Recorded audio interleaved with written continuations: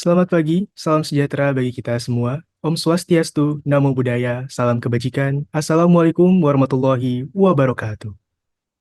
Terima kasih atas kehadiran dan partisipasi teman-teman dalam webinar Literasi Asuransi 2024 berjudul 20 Menit Pintar Asuransi Bareng Calon Aktuaris. Tak kenal, maka tak sayang, maka izinkan saya untuk memperkenalkan diri. Saya Rifki Eka Saputra, mahasiswa Aktuaria IPB University Angkatan 59 yang akan memandu acara pada kesempatan kali ini. Teman-teman yang saya banggakan, selanjutnya izinkan saya untuk membacakan susunan acara. Acara akan dimulai dengan pembukaan, dilanjutkan dengan sesi speaker ke-1, lalu sesi speaker kedua, sesi tanya-jawab, dan diakhiri dengan penutup. Harap dicatat bahwa kami telah menyediakan eksklusif virtual background supaya teman-teman bisa merasakan pengalaman penuh pada acara ini. Jangan lupa untuk on-cam jika tidak ada kendala dan aktif di sepanjang acara karena partisipan terbaik akan mendapatkan hadiah menarik dari panitia. Jadi, tunggu apa lagi? Jangan sampai kelewatan. Untuk efisiensi waktu, izinkan saya untuk mengundang speaker pertama kita, Nindya Maharani Putri Yudika. Nindya adalah mahasiswa aktuaria IPB University Angkatan 59. Nindya juga menjabat sebagai Accounting Manager ISEC in IPB University 2023, Wakil Ketua di bidang Finance pada Konferensi Pemuda Bogor 10.0 tahun 2023, dan Nindya saat ini menjabat sebagai Wakil Ketua terpilih Finance, Governance, and Legality ISEC in IPB University 2024. Langsung aja kita sapa speaker kita. Halo Dea, gimana kabarnya? Hai Rifki, Alhamdulillah baik, masih pagi, masih segar sih. Oke deh, kalau gitu, speaker pertama kita udah siap kasih materinya buat kita. Tanpa berlama-lama lagi, kepada Dea, dipersilakan. Oke, sebelumnya aku mau ngucapin terima kasih banyak ya sama Rifki, MC kita yang keren banget. Terus juga terima kasih banyak pada teman-teman semua yang udah mau luangin waktunya buat datang di webinar pagi ini. Walaupun aku tahu mungkin beberapa dari kalian masih ada yang libur kuliah, libur sekolah, tapi sampai sekarang masih menyempatkan buat tetap produktif di tengah liburan ya. Dan aku juga mau ngucapin terima kasih banyak for the opportunity given to me buat bisa jadi speaker di acara webinar kali ini. It's such an honor sih buat aku sebenarnya. Jadi tanpa berlama-lama lagi ya, boleh langsung masuk aja ke session berikutnya. Next slide aja. Oke, jadi sebelum kita masuk ke pengertian apa sih asuransi itu, kita harus paham bahwa pemahaman tentang perencanaan keuangan itu sangatlah penting buat masyarakat, terutama masyarakat Indonesia yang sudah memiliki penghasilan ataupun income sendiri gitu ya. Nah, salah satu hal dalam perencanaan keuangan, salah satu hal penting dalam perencanaan keuangan itu adalah dengan memiliki asuransi. Di sini kita baru bisa masuk sebenarnya apa sih asuransi itu. Nah, di sini disebutkan bahwa asuransi itu adalah bentuk jaminan dan juga perlindungan untuk mengurangi dampak kerugian dari kejadian yang tidak diharapkan, seperti contohnya kehilangan dan juga kerusakan. Nah, di sini juga ditanyain, memang seberapa penting sih asuransi itu kayak kenapa kita harus asuransi? Nah, sebenarnya asuransi itu penting banget. Kenapa? Asuransi itu memiliki peran dalam perencanaan keuangan karena dia dapat meminimalisir resiko-resiko yang bakal terjadi di masa yang akan datang. Jadi kalau misal kita punya asuransi, resiko-resiko kita tuh ada perlindungan finansialnya supaya finansial kita tuh tetap terjaga, supaya stabil dari masa ke masa. Begitu. Nah, tadi juga udah disebutin risiko-risiko, sebenarnya risiko itu apa sih? Boleh di next aja nih, Kak.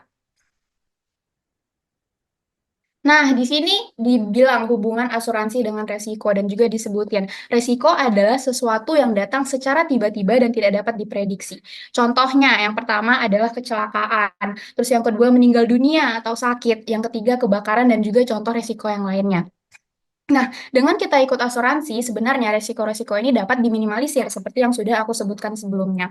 Ini aku ngambil contoh kasus, misalnya kita ambil sembarang misalnya Andi gitu. Andi ini sakit, dia masuk. Kalau dia ikut asuransi kesehatan, itu sebenarnya bisa menjadi salah satu hal yang penting buat dia. Kenapa? Kalau misalnya dia nanti masuk ke rumah sakit, terus harus dirawat, atau dia nanti harus ada beberapa biaya yang harus dikeluarkan. Kalau misalnya dia ikut rumah sakit, dia ikut sebagai asuransi kesehatan, itu biaya rumah sakitnya bakal ditanggung seluruhannya sama asuransi. Jadi tabungan dan cash flow dia bakal tetap aman gitu. Itu adalah salah satu contoh dan juga pentingnya ikut asuransi kesehatan. Itu contoh kasusnya. Boleh di next. Nah, setelah kita bahas tadi seberapa penting sih asuransi itu, di sini aku akan memaparkan beberapa jenis-jenis asuransi yang ada di Indonesia. Sebenarnya banyak banget jenis asuransi yang ada di Indonesia, tapi ini adalah 6 jenis asuransi teratas yang paling awam dan paling sering digunakan oleh masyarakat. Yang pertama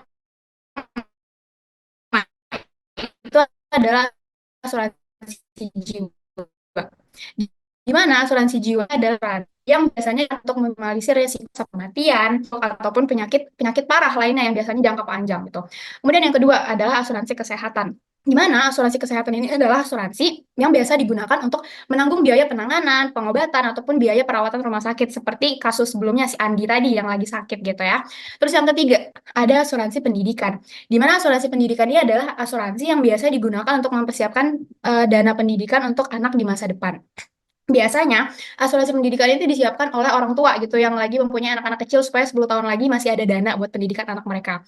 Kemudian yang keempat, ada asuransi investasi. Asuransi investasi ini adalah gabungan antara asuransi seumur hidup dan juga produk investasi, di mana biasanya asuransi ini digunakan untuk mempertambah ya atau menabung aset kekayaan yang kita punya. Kemudian yang kelima, ada asuransi kendaraan. Asuransi kendaraan ini adalah asuransi yang digunakan untuk melindungi kerusakan kendaraan. Misalnya, ada lecet-lecet ataupun ada suatu hal gitu yang terjadi di kendaraan kita di saat kita membawa ke tempat servis, itu nanti biayanya akan di-cover sama asuransi kendaraan. Yang keenam adalah asuransi korporasi. Asuransi korporasi adalah asuransi yang biasanya digunakan oleh perusahaan-perusahaan besar, di mana asuransi tersebut memberikan perlindungan kepada pegawai atas biaya-biaya yang nanti ya risiko-risiko yang bakal terjadi di masa yang akan datang seperti itu. Boleh di next. Nah, nah, sekarang kita masuk ke kerangka permasalahannya. Mungkin teman-teman mikir sebenarnya masalah saat ini tuh apa sih di bidang asuransi? Kenapa adanya webinar ini dan ada kerangka permasalahan ini? Di sini disebutin bahwa yang pertama adalah literasi dan inklusi asuransi di Indonesia masih rendah. Kemudian yang kedua sudah rendah berkurang pula. Nah, jadi sebenarnya dia adalah suatu hal yang sangat disayangkan ya guys. Kenapa? Karena pemuda yang harusnya kita yang bakal jadi the next future leader of Indonesia gitu, tapi kita nggak bisa menyiapkan masa depan, kita tidak bisa menyiapkan backup planning kalau misalnya terjadi resiko-resiko yang bisa dibilang tidak terduga gitu di masa yang akan datang. Jadi kita harus sadar bahwa sebenarnya literasi asuransi ini bukan hanya kewajiban untuk lembaga pemerintah, lembaga keuangan, ataupun lembaga asuransi, tapi juga menjadi kewajiban buat diri kita sendiri. Kenapa? Karena kitalah yang akan menjaga diri kita sendiri. Terus di sini ada pertanyaan warna merah, kok bisa gitu ya ada kerangka permasalahan ini? Nah, boleh di next nih, Kak.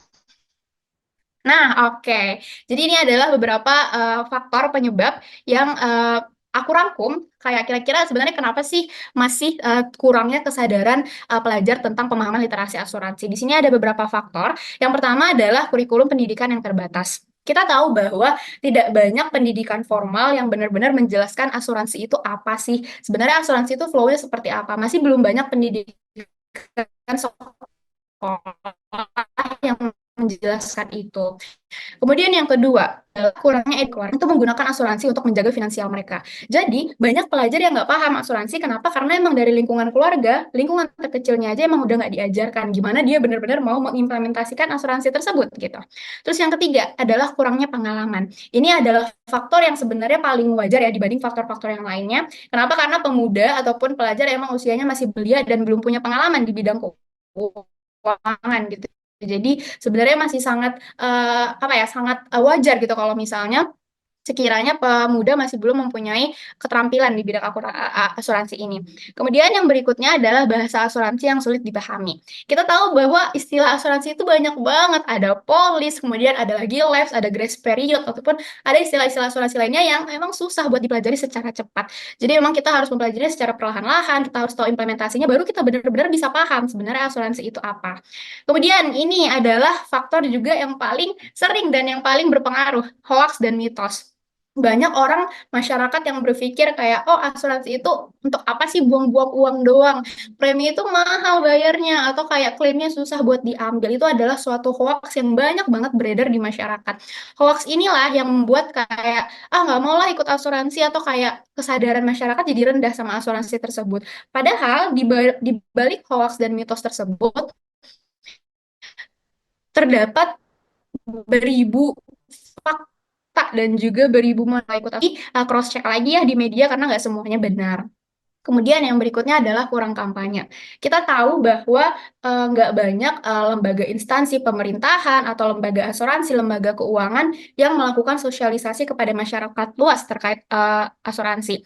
Maka informasi dari asuransi tersebut tidak tersebar secara merata kepada masyarakat. Jadi ini memang bisa menjadi salah satu faktornya juga.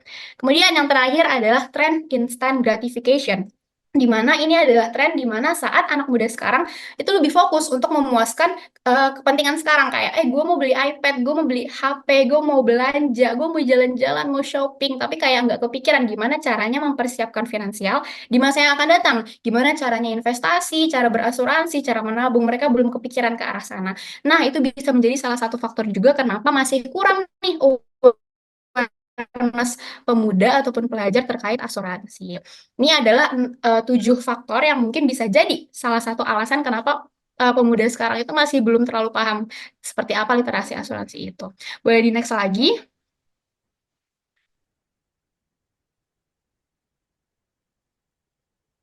Oke, nah ini disebutin bahwa pintar asuransi itu penting. Jadi kayak kenapa sih kita itu sebagai pelajar ataupun pemuda yang masih belum punya banyak pengalaman, tapi kita harus paham bagaimana asuransi itu berjalan. Yang pertama adalah perlindungan terhadap risiko tak terduga.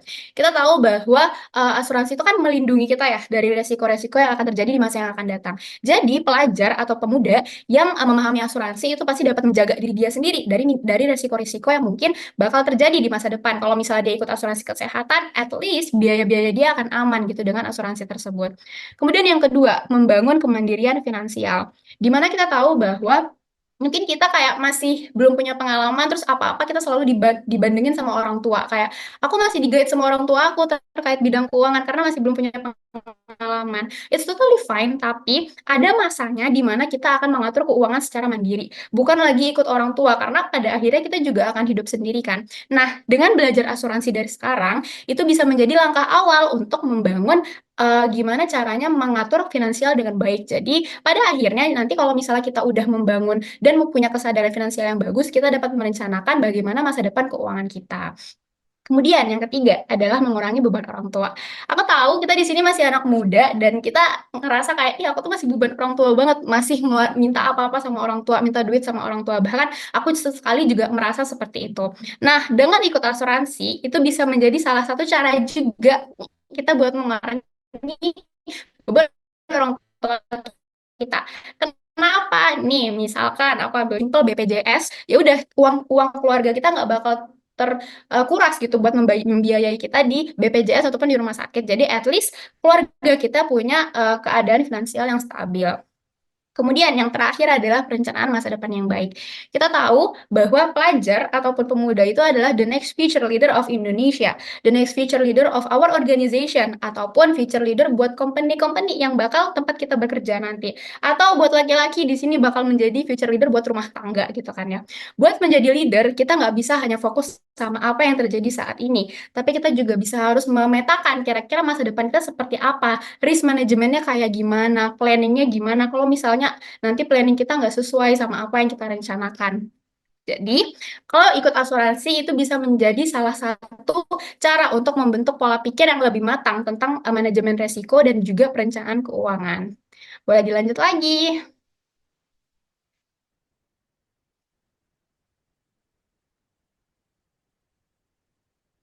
Oke, this is the end of the first session. Sebenarnya nggak kerasa ya, ternyata materi aku udah habis. So, sesi kita masih belum berakhir. Untuk next-nya aku akan balikan kepada MC.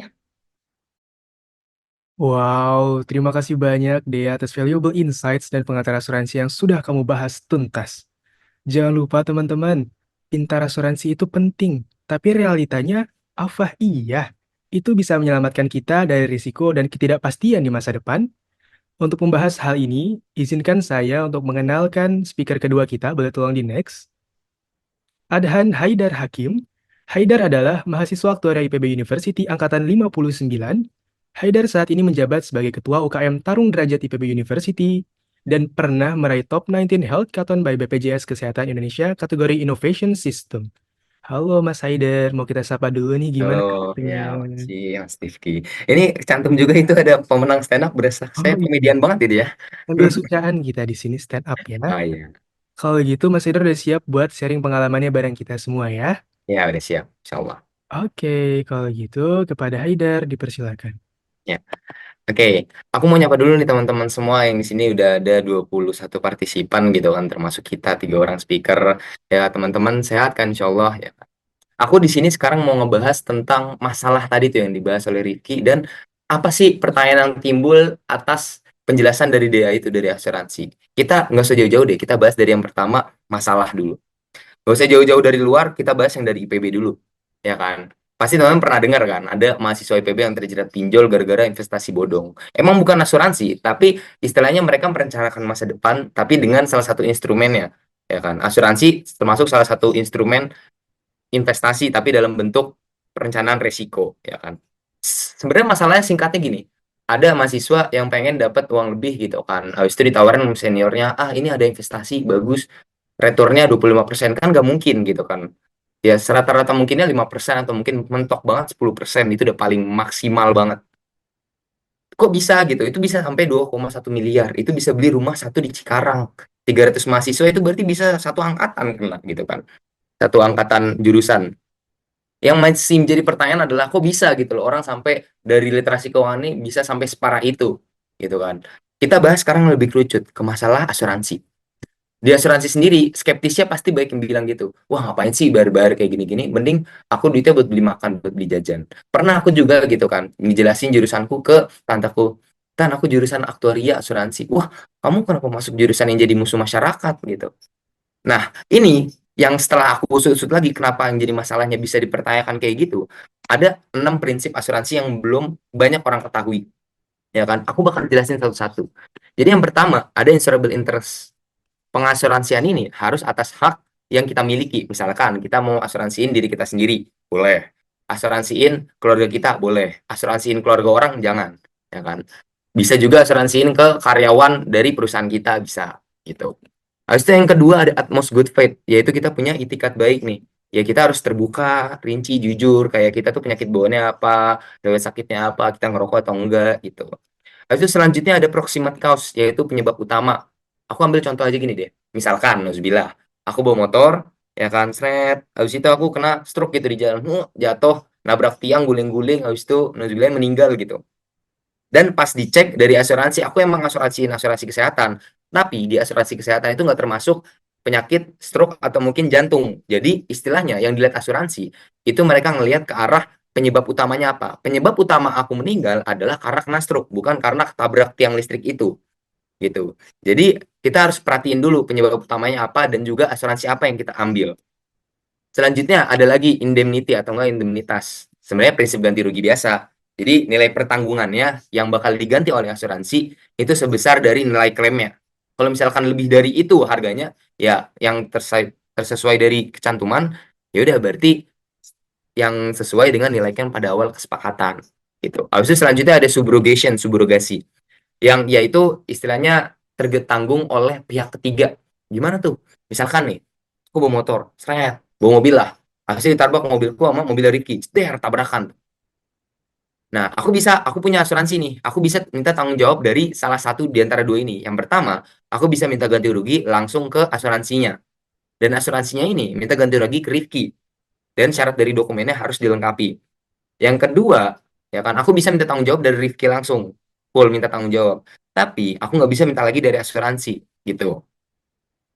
Habis itu yang terakhir ada contribution. Istilahnya, asuransi itu collab. Kalau misalkan kita punya dua asuransi, ya kan. Misalkan aku punya asuransi BPJS sama Prudential Life.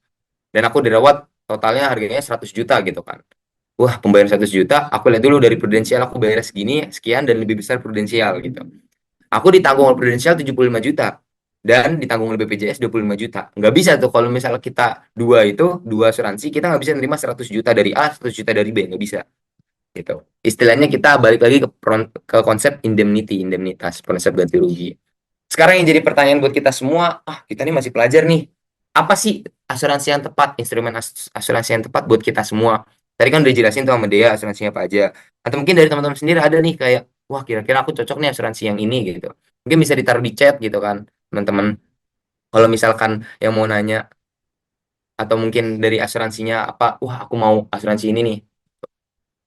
Ya. Dari beberapa asuransi yang udah kita lihat gitu kan, ada 3, aku ambil 3 asuransi yang cocok buat mahasiswa, buat pelajar. Yang pertama ada asuransi kesehatan, gitu kan.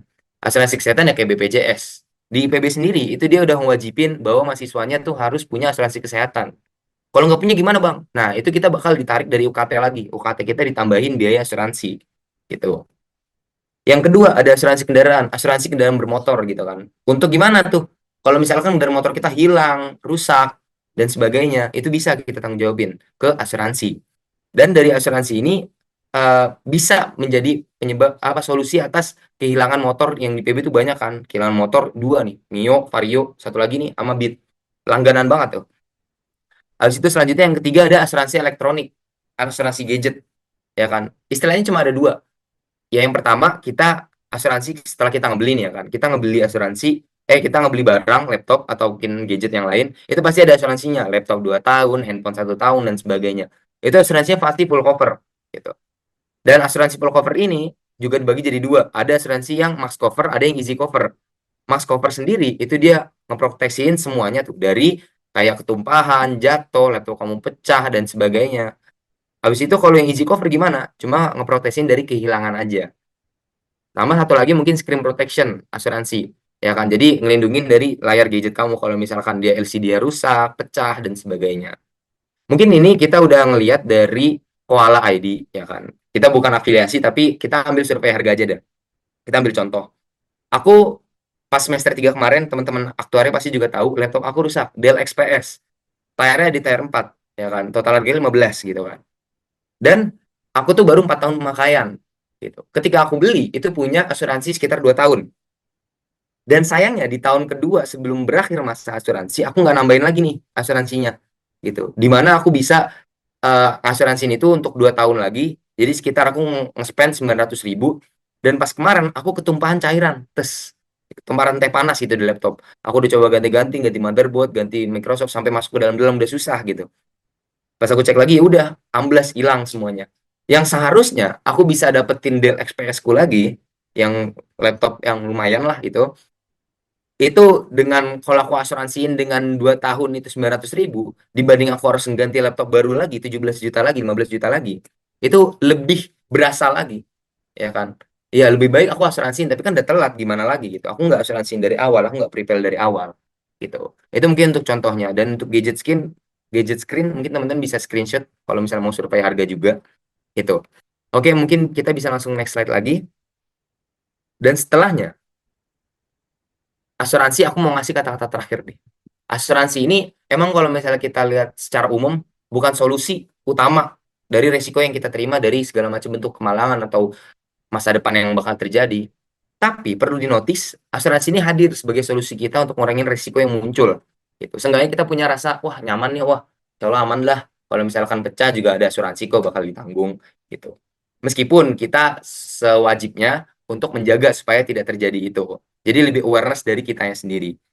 Ada 4 penanggulangan, yaitu yang pertama kita bisa hindari, bisa kita batasi, ya kan, bisa kita alihkan dan dialihkan ini ke arah asuransi, ya kan, kita bisa tanggung sendiri finansial. Dan teman-teman bisa milih di antara 4 itu, mau diapain tentang masalah kita ke depannya, gitu. Emang sebenarnya kalau kita lihat lagi, kurang menjanjikan gitu kan. Bayangin aja 900.000 buat 2 tahun, 900.000 itu gue bisa beli keyboard, mouse, sama headgear lah, udah lumayan. Ambil yang entry level semuanya, udah full set, gitu kan. Tapi percaya, kalau misalkan teman-teman kalian kejadian buruk kayak aku ini, misalnya contohnya tadi, kayak laptop lah rusak, baru kita sadar gitu kan, wah asuransi itu penting ya buat kita sendiri ngejaga diri kita. Aku mau ngambil quote dari Abu Atahiyah yang bunyinya gini, Tarjun najata walan tasluk masalikaha, innas safinata lan tajri alal yabas. Kalau misalnya kita berharap ada keselamatan dari diri kita, tapi kita nggak mau nempuh jalannya, kita nggak mau ngambil risiko itu, nggak mau mempersiapkannya, percayalah bahwasanya kapal itu nggak mungkin berlayar di atas daratan. Nggak mungkin sesuatu itu nggak berjalan sesuai dengan semestinya. Dan pasti ada yang terjadi dari resiko tersebut. Ya, mungkin itu aja dari aku. Aku serahin lagi ke Mas Rifki.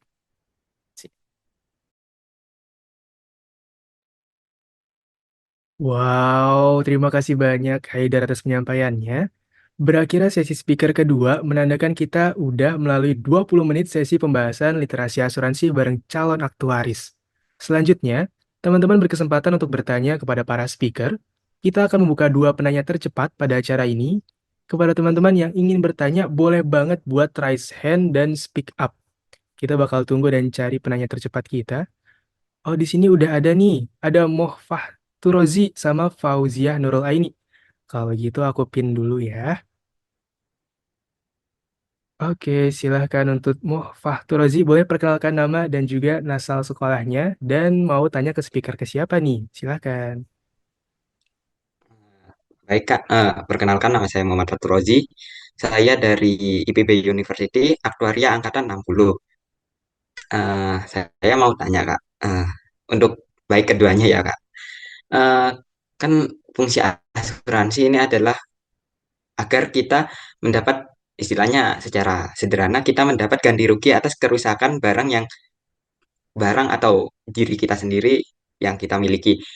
Eh, Kalau gitu, eh, dibandingkan dengan kita menabung di bank sesuai harga barang yang kita miliki itu sebagai sebuah apa ya, cadangan kalau misalkan barang itu perlu diganti itu kelebihan sama kekurangannya apa? Maksudnya kan kalau kita nabung di bank kita bisa ngambil uangnya itu secara apa ya istilahnya ya jika ada sesuatu yang lebih darurat kita bisa langsung ngambil kalau sedangkan di asuransi kan kita tidak bisa gitu Kak.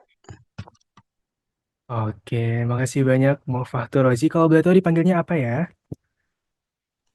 Rozi Kak. Rozi, oke, thank you so much Rozi buat pertanyaannya. Jadi kita akan langsung tanya speaker kita. Di sini udah ada Mas Haidar dan ada Mbak Dea nih untuk jawab pertanyaan dari Rozi. Kalau gitu silakan buat speaker kita mau mulai dari siapa nih? Mungkin aku dulu ya dari Rozi. Tadi pertanyaannya aku bisa asumsiin bahwasanya itu asuransi itu nggak bisa diambil secara langsung. Iya, benar gitu kan. Apakah dia lebih baik dari eh, keuangan bank sendiri? Tergantung kita ngelihatnya secara umumnya dulu gini. Misalkan nih, emang benar kalau misalkan kalau kita nabung di bank gitu kan, kita 5 tahun tuh udah pasti dan bisa diambil secara waktu. Tapi ada kemungkinan nggak sih kita misalkan ngebayar nih kan setiap bulannya ada premi kan, ya kan? Bukan kewajiban menabung bahasanya premi. Misalkan di bulan pertama kita bayar 100.000, ada jaminan nggak sih di minggu kedua, minggu ketiga itu kita kecelakaan?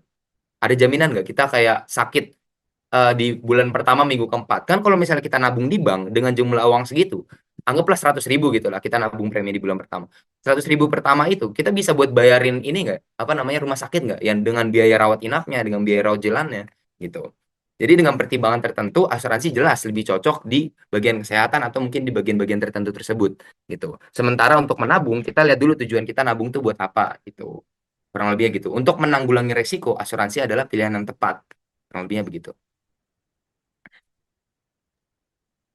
Oke, Rozi semoga bisa menjawab untuk pertanyaan buat Mas Haidar. Sekarang silakan buat Mbak Dea nih buat nanggepin pertanyaan dari Rozi.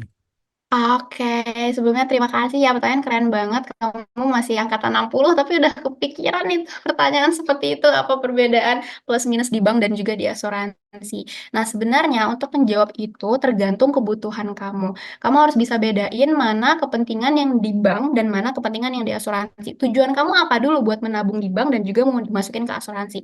Ini biasanya kalau di bank itu adalah untuk menyimpan duit ataupun mengakses dana dan sifatnya itu adalah transaksi sehari-hari. Beda sama asuransi itu bisanya untuk kepentingan tertentu aja. Kalau misalnya lagi ada kejadian tertentu ataupun ada resiko tertentu. Itu yang pertama, kamu kenali dulu tujuan kamu apa. Terus yang kedua, jenis dananya juga pasti bakal berbeda.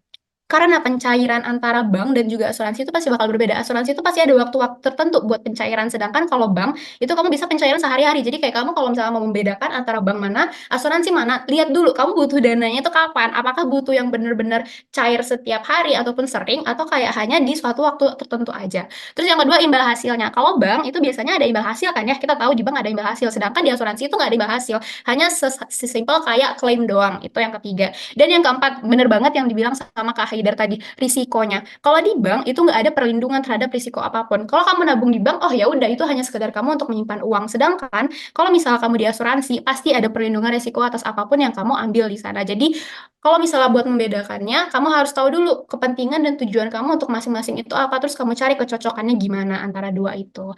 Seperti itu sih jawaban dari aku sepertinya, Ki. Oke, thank you so much, Dea. Gimana nih buat Rozi, apa udah cukup menjawab pertanyaannya? Sudah cukup, Kak. Terima kasih untuk Kak Haidar sama Kak Dia sudah menjawab. Oke, makasih banyak Rozi. Dan ini kita udah dapat satu penanya lagi, ada Fauzia. Ini coba kita bantu buat dipin dulu. Oke, silakan Fauzia, kamu bisa kenalin nama dan juga asal sekolahnya dari mana. Baik, terima kasih atas kesempatannya. Perkenalkan, saya Fauzia Nurul Aini dari IPB University. Eh, kepada speaker, terima kasih banyak atas materinya. Sangat menambah wawasan saya. Yang ingin saya tanyakan, eh, terutama saya masih awam terkait asuransi ini. Jadi, apa hal yang perlu diperhatikan ketika kita memilih perusahaan asuransi agar kita itu tidak salah pilih, Kak? Seperti itu. Terima kasih. Oke, baik Fauzia. Kalau boleh tahu, pertanyaannya ditujukan kepada speaker siapa ya? Atau dua-duanya nih, jangan-jangan. Dua-duanya, Kak. Oh, oke. Kalau gitu, silakan kepada para speaker. Kalau tadi mulai dari Mas Haider, sekarang mulai dari Mbak Dea deh. Buat kasih jawabannya. Silakan. Oke, thank you so much. Jadi namanya siapa?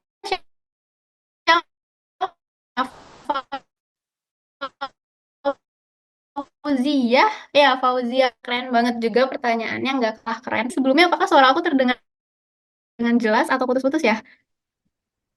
Halo, jelas nggak sekarang? Sekarang udah jelas. Sip. Oke, maaf banget sinyal di daerahku agak sedikit jelek, tapi nggak apa-apa, aku akan coba jawab.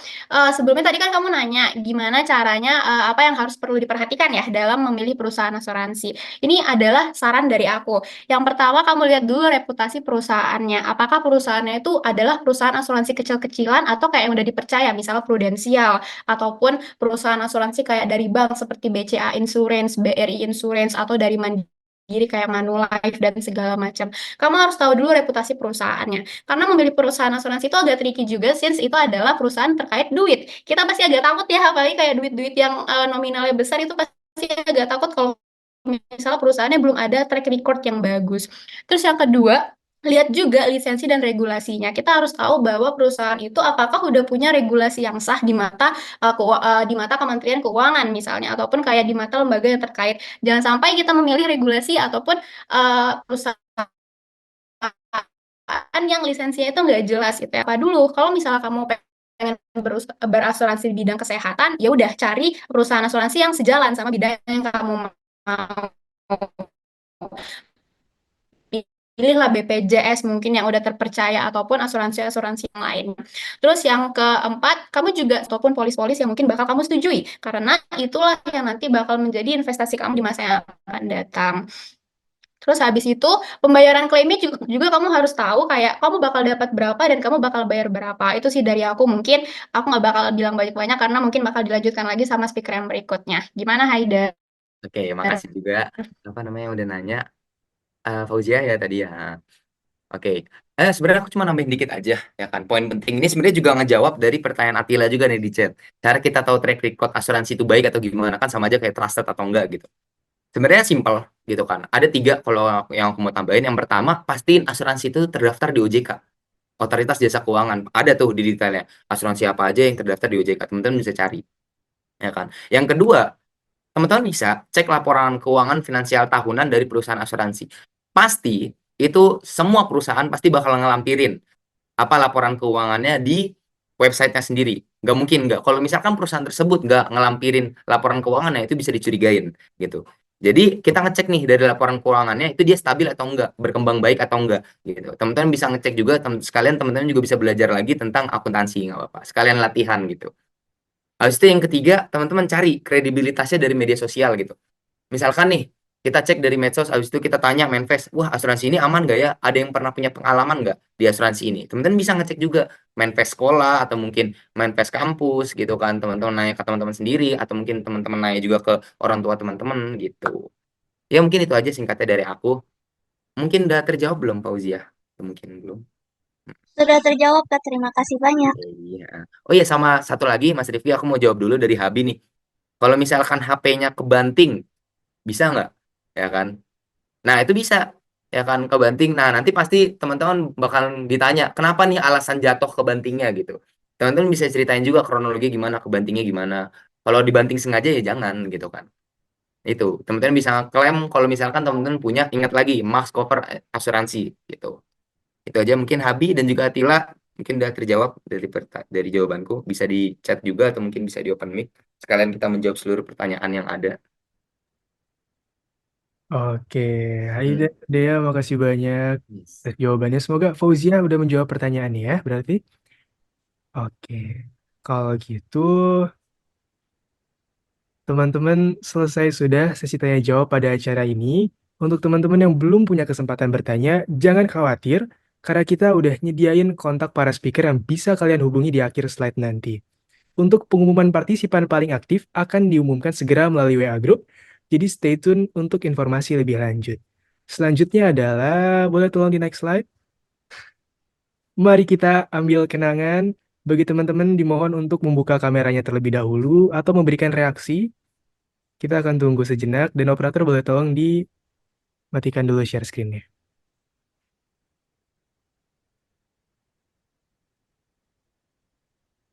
Ayo bisa di on cam ayo teman-teman. Gila. Ada cakep-cakep banget ini. Astaga. GG GG. Oke loh. Ini masih kita tunggu. Ya, ada Vega, ada Mega, ada Akbar, ada Habi. Mantap. Ayo, ayo. Ini pada liburan semua kan ya? Masih liburan kan ya? Ya kan? Oke, oke, oke. Bagus, bagus. Wah, Skop. ada SpongeBob SquarePants teman-teman tuh. Lagi nonton kartun sekarang ya. Oke, kalau gitu kita mulai aja buat sesi fotonya ya. Oke. Gaya bebas dulu deh, kalian mau apa pun boleh. 1, 2, 3. Oke. Oh, kalian pada kampanye ya, bahaya nih. Oke, sekarang gayanya aku boleh minta kayak gini nggak buat juang. Oke. Kampanye juga nih, Mas. Oh, enggak, bukan. Nah, jangan ya. Apa nih? Apa nih? Definisinya apa nih? Oke, keren. Oke, 1, oke, keren. 2, 3. Oke, teman-teman. Satu lagi, Mas. Satu lagi, Mas. JJ biasanya 3 kali. Oh ya udah boleh, boleh. Eh, Ya, bapak-bapak aja kali ya. Oh iya, oke, oke, siap. Netral ini, Mas. 1, 2, 3. Oke, siap kalau gitu. Boleh tolong di-share screen lagi, operator. Oke.